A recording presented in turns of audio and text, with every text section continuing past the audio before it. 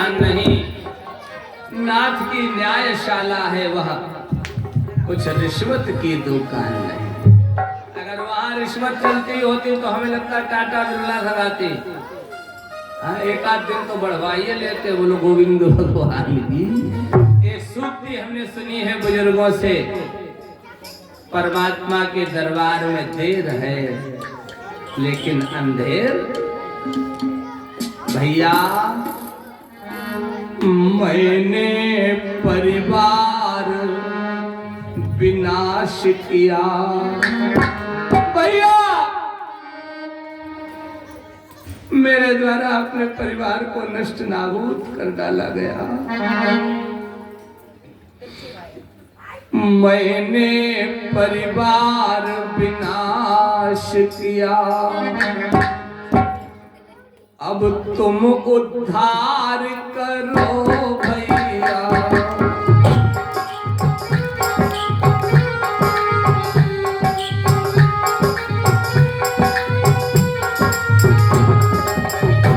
मैंने परिवार विनाश किया, अब तुम उद्धार करो भैया। भैया का भैया डूब रहा, भैया का भैया डूब रहा। यह नैया पार करो भैया।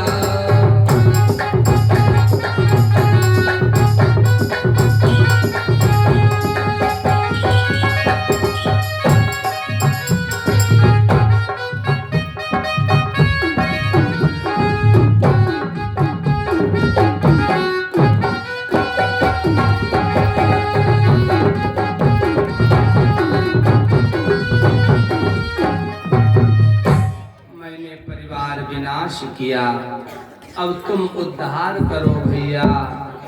भैया का भैया डूब रहा यह नैया पार।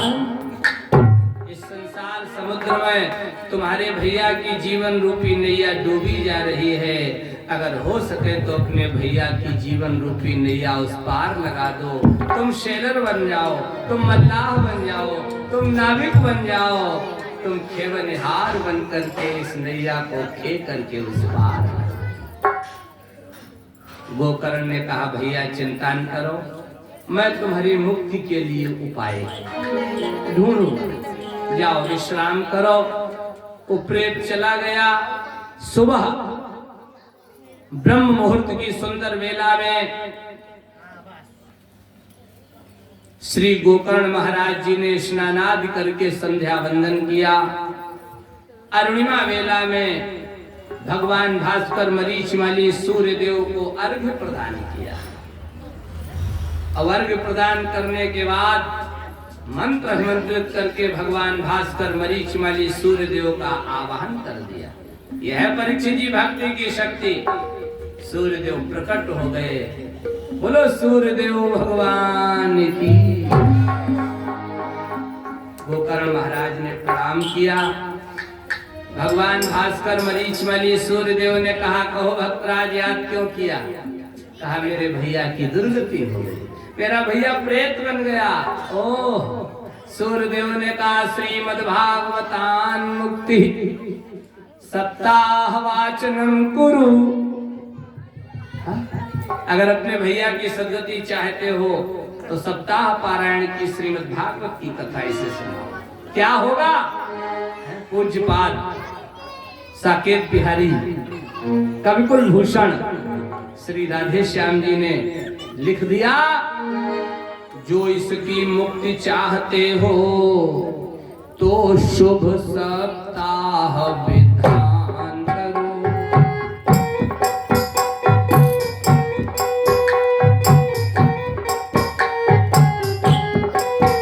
परमेश्वर का गुणगान करो, इस दुखिया का कल्याण करो।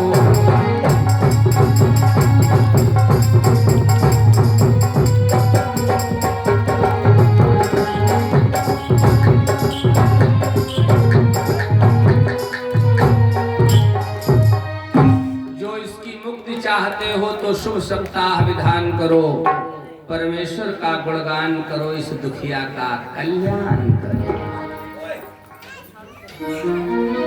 गोकर्ण महाराज ने प्रणाम किया, सूर्यदेव अंतर ध्यान हुए, मुहूर्त शोधन करके, है ना, गोकर्ण महाराज ने कथा का शुभारंभ किया। गांव वालों ने बढ़िया मदद की। पहले दिन जब कथा विराम हुई तो 7 गांठ का एक बांस गढ़ा था, वो प्रेत उसी क्षेत्र में आकर बैठ गया, बांस के क्षेत्र में। पहले दिन शाम को पहली गुंथी चटक गई, दूसरे दिन दूसरी, तीसरे दिन तीसरी, 7वें दिन जब शाम को कथा विराम हुई 7 गांठें चटक गई। ये 7 गांठें क्या है? काम, क्रोध, लोभ, मोह आदि की गांठें हैं। जब आप परमात्मा की शरण में जाएंगे तो परमात्मा की कृपा से ये सब गांठें टूट जाएंगी। दिव्य रूप धरो जात तुलसी दाम मंडिता। दिव्य रूप, गले में सुंदर तुलसी की माला पड़ी है। पीत बासा घना श्यामो, पीले पीले वस्त्र पहने, घनश्याम, बादलों के समान सुंदर श्याम वर्ण है। मुकुटी कुंडलान्विता, सिर पर बढ़िया मुकुट है, कानों में कुंडल। दिव्य विमान आया, उस विमान पर बैठ करके वो धुंधकारी का दिव्य स्वरूप चलने लगा।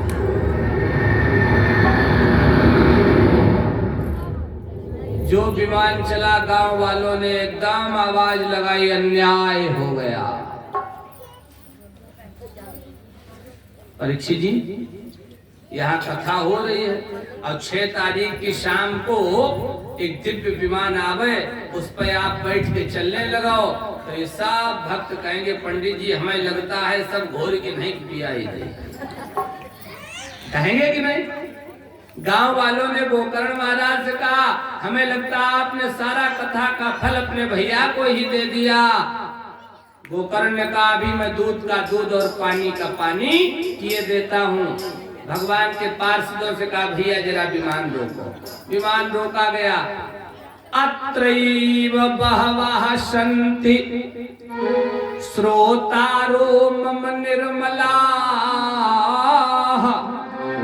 यहाँ बहुत से हमारे निर्मल हृदय श्रोता बैठे, आप विमान एक ही क्यों लाए? भगवान के पार्षदों ने कहा भैया कथा सुनी तो सबने है, लेकिन गुनी केवल आपके भैया ने। 4 घंटे कथा सुनी, 8 घंटे रात में कथा पे मनन किया, चिंतन किया, थिंकिंग की, विचार किया और अच्छी बातों को अपने जीवन में धारण कर। पूछो गाँव वालों से किसी ने मनन किया? पी के बढ़िया गैया के दूध की रबड़ी और पूरी, किसी ने चर्चा की घर पे? कथा जो जिस भाव से सुनता है उसे वैसा ही फल मिलता है। अपना अपना भाव है, अपना अपना ध्यान, और जिसका जितना प्रेम है उतना ही कल्याण। क्षमा करना सज्जनों, अब यहाँ जितने लोग बैठे क्या सबका एक ही भाव है? कुछ तो बार बार घड़ी देखते कितनी जल्दी 5 बजे केला प्रसाद लें अब जाए। हाँ, कुछ लोग आते देखें पंडित जी आए, संगीत कैसा बजता, नाल सही बजती यार, तो उनका 4 घंटे ध्यान यही रहता। कुछ लोग आते हैं देखें ठाकुर साहब ने बैठने की क्या व्यवस्था की, पैर है कपड़े गंदे तो नहीं हो जाएंगे, तो बार बार ऐसे कपड़े ही याद करा, फिर छठी झारे फिर बैठिए। कुछ लोग चलते चलो चल करके देखा पंडित जी किस लेवल की कथा कहते हैं, तो वो छिद्रान्वेषण के लिए आते, वो यही देखते रहते पंडित जी की कहाँ पे जीव स्लिप करे, बस भाई बात पकड़ ले। श्रोता सब श्रोता रूप नहीं, अब कुछ सोते और सरोते हैं।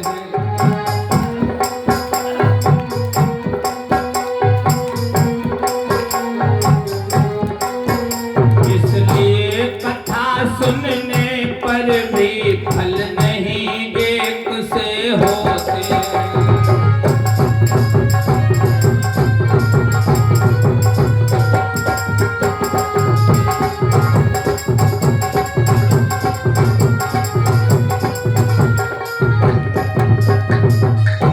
श्रोता सब श्रोता रूप नहीं, कुछ सोते और सरोते हैं, इसलिए कथा सुनने पर भी फल नहीं एक से।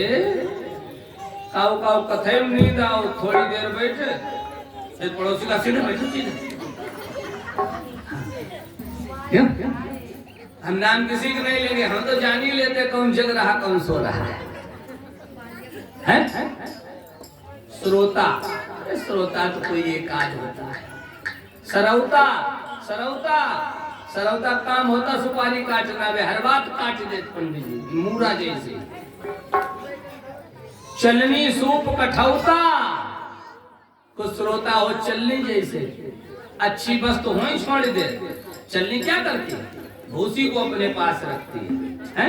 अब हमने थोड़ी देर पहले कथा सुनाई थी, जरा सा मिश्रण करने वाली, नमक मिर्च वाली, है ना?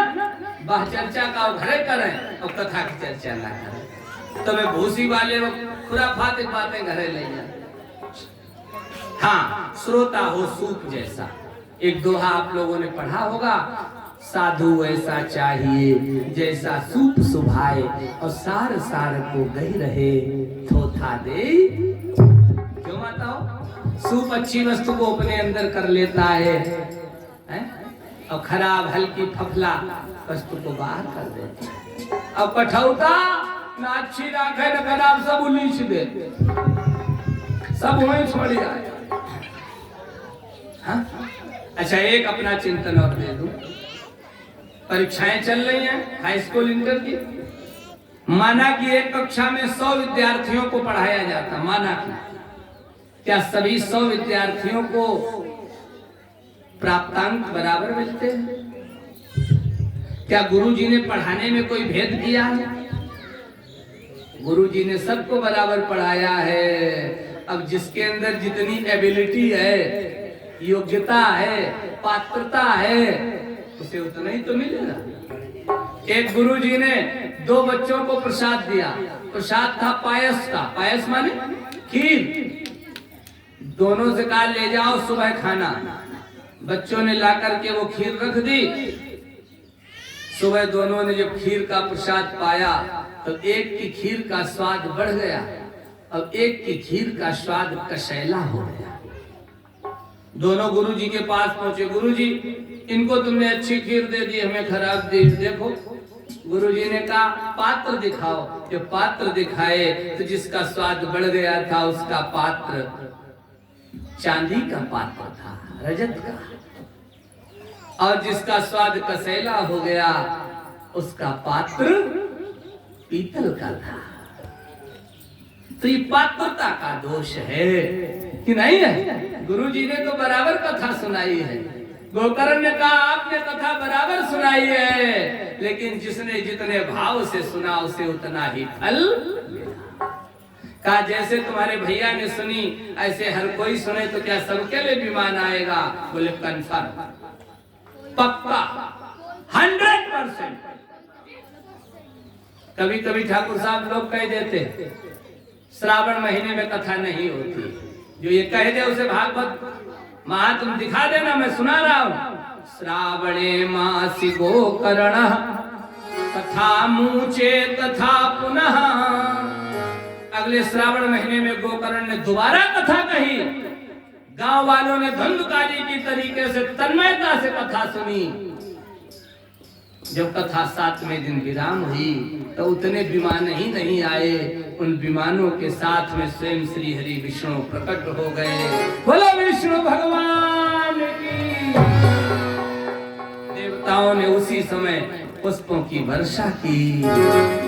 जैसे भगवान के भक्त भगवान के धाम को गए, कन्हैया के भक्त कन्हैया के गोलोक धाम गए, ऐसे ही उत्तन पत्तन गांव के सभी भक्त प्रेम पूर्वक भगवान के धाम की यात्रा करते हैं। बोलो आनंद कंद भगवान। भगवान की शरण में धुंधकारी गया, बोलो कल्याण हो गया कि नहीं? उपस्थित सज्जनों, परीक्षित जी, अब कथा सुनने के कुछ नियम है ना? बता मैं कथा निराहार रह करके सुनो। परीक्षित जी का चेहरा मुरझाए गया, देखो। ये सोचते होंगे पंडित जी खूब फांस लिया। चलो निराहार रह के कथा न सुन पावो तो घृताहार घी पियो, कथा सुनो। चलो कोई बात नहीं। अब पहली बात तो प्योर घी मिलना मुश्किल है ना, कि है तो हमें भी प्योर थोड़ा खिलाए देना, बाजार वालों दे दो, सवेरे पेट खोल लो।